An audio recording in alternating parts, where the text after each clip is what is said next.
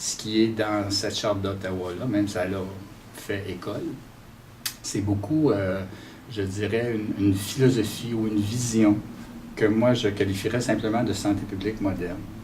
Mais c'est pas ça qui est, selon moi, la promotion de la santé. La promotion de la santé, c'est vraiment les aspects techniques, là, des gens dont c'est le métier, de faire des changements planifiés ou faire du maintien planifié d'habitudes de vie ou de conditions de vie favorables à la santé.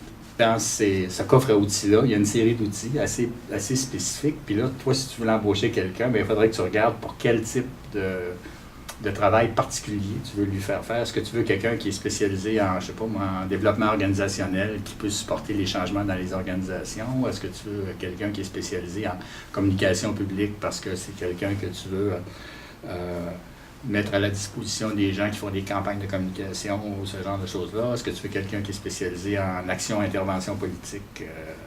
Parce que c'est de ça que c'est cette expertise-là que tu recherches, ou encore quelqu'un qui est spécialisé en organisation communautaire, ou encore quelqu'un qui est spécialisé en ce qu'on appelle encore l'éducation sanitaire, donc les dimensions plus apprentissage éducatif des choses. Alors, en fait, j'étais en train de faire le tour en même temps des six grands outils, si on peut dire, qu'on attribue habituellement aux gens de promotion de la santé.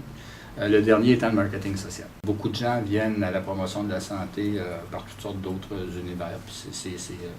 C'est d'après moi à la fois correct, mais en même temps problématique, parce que ça veut dire que s'ils n'ont pas été formés de manière un petit peu plus spécialisée dans ce domaine-là, il leur manque des choses. Et donc, souvent une compréhension générale de ce que c'est, parce qu'il y a des formations en promotion de la santé qui existent maintenant. À l'intérieur des diplômes de santé publique, là, soit de maîtrise ou de doctorat. Donc, ces gens-là, s'ils ont cette formation-là, ils devraient avoir acquis, effectivement, le b.a.-ba du coffre à outils, de ce que ça prend pour faire des changements planifiés de type environnementaux ou encore de type sur des individus, qui sont nécessaires pour supporter toutes les autres personnes de santé publique dans n'importe quel dossier qui travaille dans le domaine de la santé publique ou en rapport avec la santé.